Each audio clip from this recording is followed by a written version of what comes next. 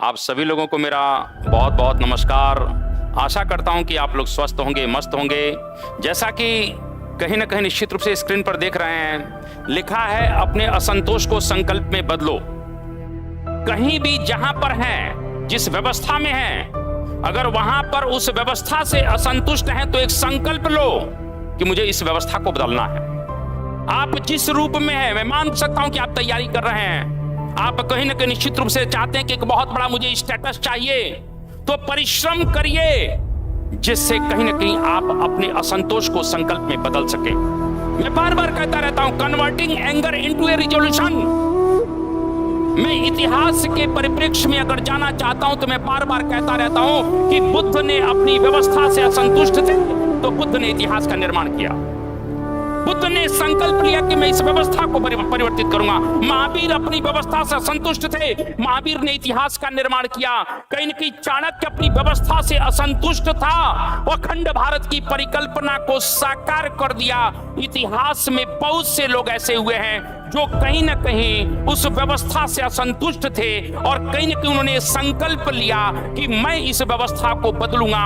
मैं कई लोगों के नाम ले सकता हूं। अगर शायद औरंगजेब की नीतियों के कारण शिवाजी असंतुष्ट नहीं हुए होते तो एक मराठा राष्ट्र का निर्माण भी संभव नहीं हुआ होता।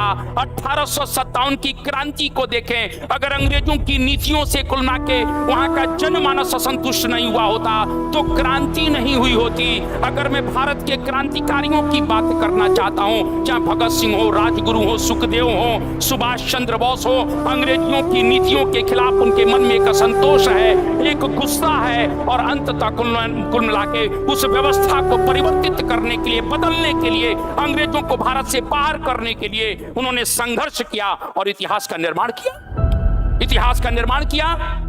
गांधी जी ने अंग्रेजों की नीतियों के खिलाफ भारत छोड़ो आंदोलन लेकर आए, करो और मरो का नारा दे दिया और उस करो और मरो का जो नारा था वो अमर हो गया।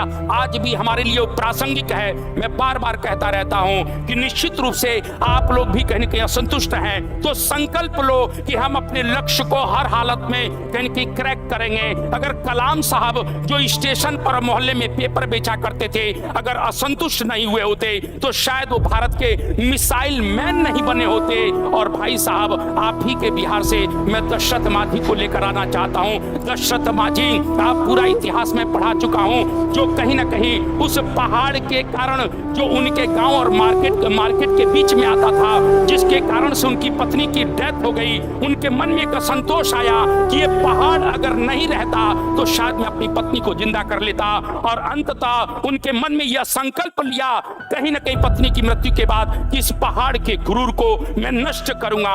और बाले दशरथ माझी, मैं आपको प्रणाम करता हूं, आप अकेले निकल पड़े और इस विशाल पहाड़ को बीच में से टुकड़े करके 22 वर्ष लगे उस संकल्प को पूरा करने के लिए और अंततः उस पहाड़ को चीरकर उसके गुरूर को नष्ट कर दिया।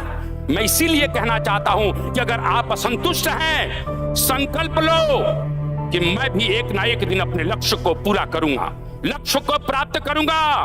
जिंदगी जीना आसान नहीं होता, बिना संघर्ष के कोई महान नहीं होता। जब तक ना पड़े हथौड़े की चोट, पत्थर भी भगवान नहीं होता। इसीलिए मैं आप लोगों को बार बार कहता रहता हूं, संघर्ष के मार्ग पर चलिए और एक इतिहास का निर्माण करिए। जय हिंद, जय भारत, वंदे मातरम।